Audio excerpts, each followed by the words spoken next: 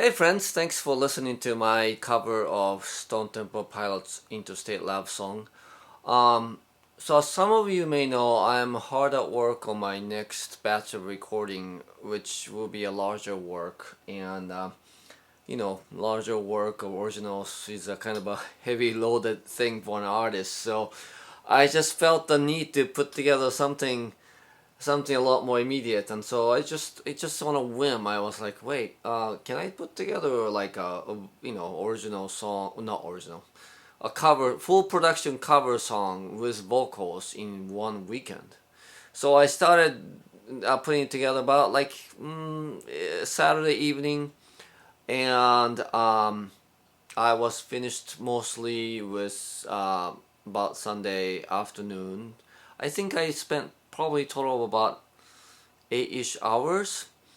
So I was really actually pleased with how quickly I could get it together. The major differentiator, the reason why I don't do this kind of cover, which I like to do more often before, was as a solo musician who doesn't play drums. I just, programming convincing drums, which I can do, is very time consuming. But Apple came to rescue with new drummer feature in their current version of Logic, and I was like, wow. I mean, if you listen to the track, I think it's really awesome what the drummer can do.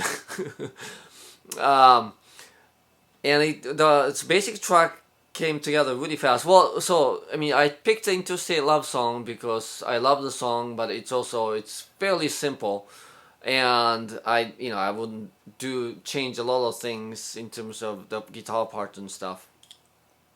Um, and it came together. The basic track really came together fast, like in a matter of like 2-3 hours.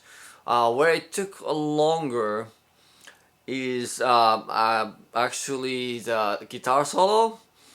Um, my usual approach is the Jimmy Page score, which is to like figure out what the first phrase is gonna be and then just improvise the rest. But then I knew that there was a moment where it went into the chorus progression. It was just kind of a soaring, nice moment, and I really wanted like some really memorable phrase there. And between that and my technical chops of improvising, I just could not pull off anything that I thought was worthwhile. So I ended up writing about first half of that solo. The second half is improvised still. And then also I will have to admit that that's not a one take solo. It's actually a comp of a couple different takes in the first half, again, to pull off that transition correctly into the second sort of the part of the solo. But I think it came together fairly nicely. Um, Stone Temple Pilots' second and third album are huge influences for me. That's when they really started using weird chords. And Scott Weiland's range is a bit on the low side for me, but it's really nice and relatively easy for me to pull off. Now, but as I started singing this song, I did realize that again, Scott Weiland is I always thought that Scott Weiland was a really interesting character in that he came out right at the beginning of the grunge era in 90s. Before then, the rock singers were supposed to be this huge high tenor with strong sort of a voice, and between Eddie Vedder and Scott Weiland, they were the ones who made it okay for baritones to be a frontman of rock singers. But Scott Weiland in particular, he at first kind of came across to me like a kind of everyman singer, in that his singing voice did not seem super distinct to me at first, and in fact he then eventually developed a really sort of a chameleon-like voice where he would vary the sort of the raspiness of his voice, and he kind of developed almost like a John Lennon-like sort of a different voices, which is something I'm fascinated with. And but underneath all that, Scott Weiland is somebody who is very sort of a what's a good way to describe him? Twisted and sinister and bitter and angry, in a way that I just, I have a hard time relating to that. He talks about lying a lot in his songs, if you notice. He mentioned it a number of times in this song alone. And at first I wasn't sure how I would kind of come across convincingly.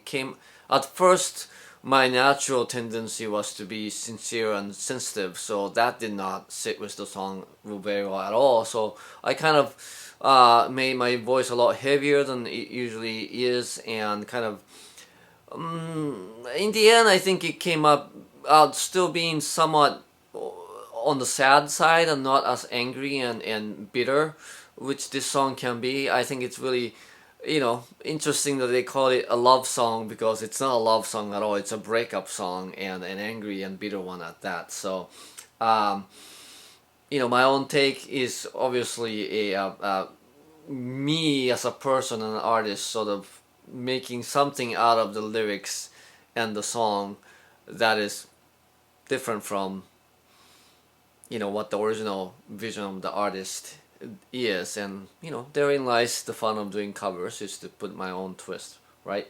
So and arrangement wise, the guitar part is the most faithful part. The bass part I kind of learned just a little bit, but they made up my own. The drum parts, basically I just stuck to what sounded good within what the Arpos drummer can do. Backing vocals, I played with adding a third vocal part, but it sounded a bit too lush for this song, so even though I could hear it, I didn't add the third vocal, backing vocal. I love backing vocals, so my general tendency is to sort of make thicker vocal harmonies than the originals or whatever, but I had to restrain myself and just stick to the basically same backing vocal parts as the original, or similar one. It's not exactly the same, I don't think. And then of course my big thing was to insert the guitar solo in the middle. The original has a little sort of a mellow intro to it, which I got rid of because it would take a lot longer to pull that off, and I inserted a guitar solo in the middle. And the guitar solo to the next verse transition felt a little weird at first, but now that I listened to it a number of times, I think it can work. It's curious that for such a short, concise song, they really didn't put in a guitar solo or bridge to speak of. That might be part of the charm of this song, but I just wanted to play with it to see what would happen if I put a guitar solo in the middle. Alright, so there you have it. Now that I know that I can pull this off over a weekend, I will look to doing more full production covers, because I feel like that's something I really enjoy doing.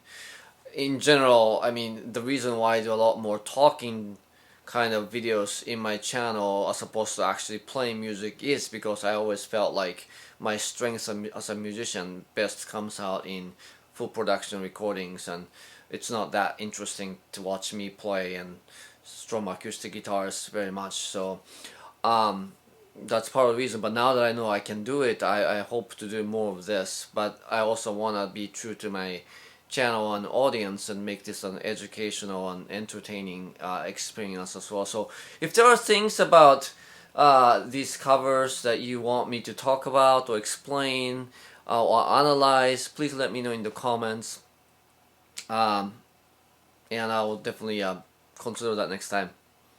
Alright, thanks again for watching. I'll see you next time.